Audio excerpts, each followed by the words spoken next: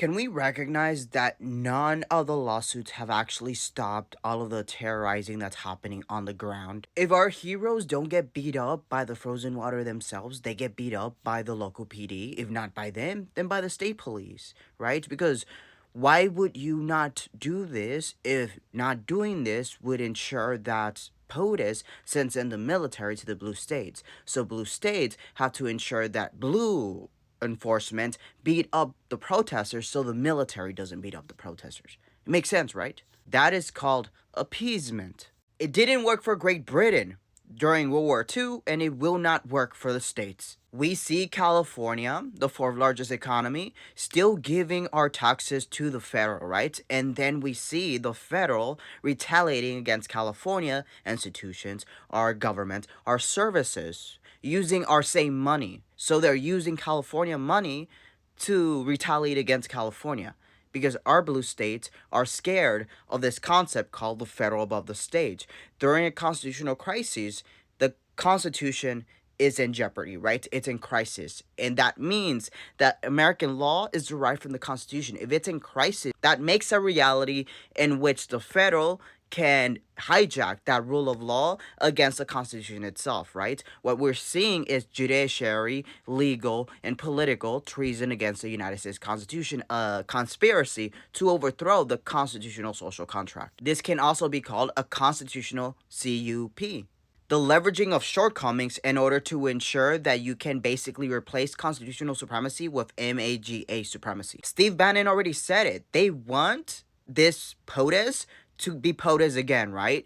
And you're going to take that unseriously, right? But that's the problem. We take everything that Republicans say unserious, and all of their unserious attempts have resulted in them actually succeeding, right? They act first and litigate later. Democrats litigate first and then litigate some more. You need to recognize that even if it is not him who is POTUS, then they're going to extend his power even ideologically without him, right? He is, in a sort of way, a prophet to them. And that recognition, even if he doesn't win, they're going to ensure that MAGA win. Well, how do you do this? Will they bait you to invoke martial law so they can take away elections? No.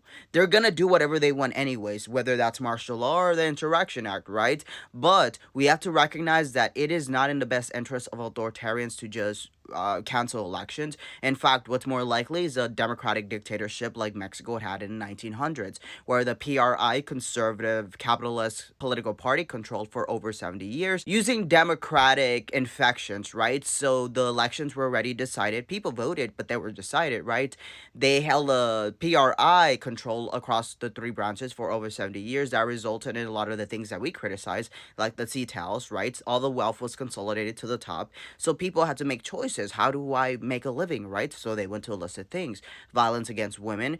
Because there was so much economic struggle, you kind of had to make a sacrifice on the governmental level. How do I allow for the people to respond to the pressures they are experiencing? Well, we allow for them to harm women. Similar narratives that we see today, well, we're going to maximize on our violence against immigrants because they're stealing jobs. That's what happened in Juarez, which is where, because the factories were coming into Mexico because of deregulation, and they were hiring women over men because they were just cheaper, and they also had much more preferred, I guess, hands in order to do all the textiles. They started hiring them more. So men were like, well, we're unemployed now and someone's taking our jobs. So what do? Juarez femicides. These are the different avenues in which they keep power, right? Because they know how to allow people to blow off steam, and that is through social violence. The difference between social violence and political violence is political violence has a little political entity who is sanctioning what is happening, right?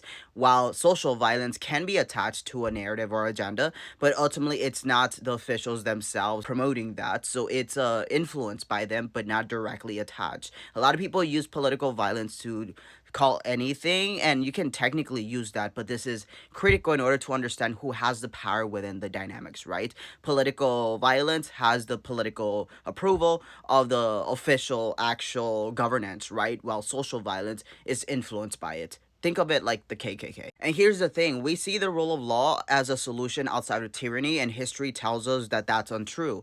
I have a background in political science and also international law with a focus on political crisis, and never once has the rule of law ended tyranny. Did the Nuremberg trials even end Yazidism? No, because we have what's happening in Gaza, right? So the victims didn't see international law as sufficient to actually protecting them from their attackers, right? So they're paranoid and trying to make their own little barricade of a territory, right? But also all of the Yazidis who ran, they're now in U.S. government, for instance, right? That influence is continuing. So it failed.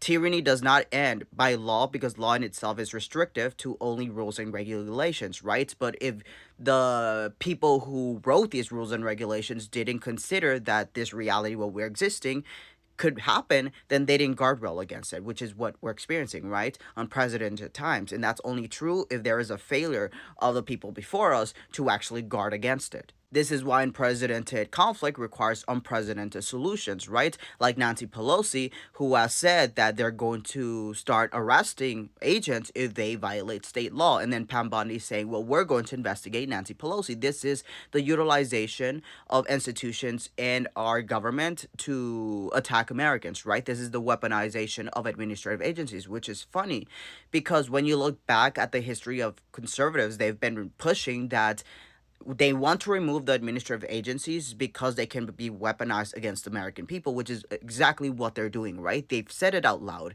their own strategy.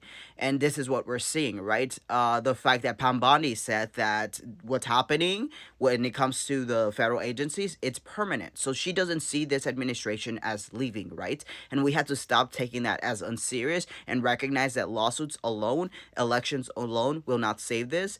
And while lawsuits have not stopped the harm on the ground, the people who have been disrupting on the ground, the very people who Blue Voices say that are taking the bait, are the ones who are stopping the actual kidnappings, while the policymakers at the top are not. And this is the thing, because what's real in this very instant is that the lawsuits are not actually solving anything to stop what's happening on the ground, but a collection of people, right? A barricade, whether that's of a lot of people, whether that's a lot of vehicles, or a lot of things, are the things that ultimately impedes them from harming, right? And that recognition, we also need to acknowledge that it's important to record them when they're slipping. What that means is when they least expect it, when they're getting gas, when they're at parking lots meeting up, when they're in their cars chilling, right? These are the realities that we have to take advantage in order to ensure that everyone knows who they are unmasked. But also the reality that it is up to us on the ground to stop these kidnappings, because on the political level there is no willingness, so we have to force that on the ground, right? So what that means is that we're pressuring the state to rise up through showing them through our own symbolism of unity on the ground that we will not stand back. We will defend our community, even if they don't.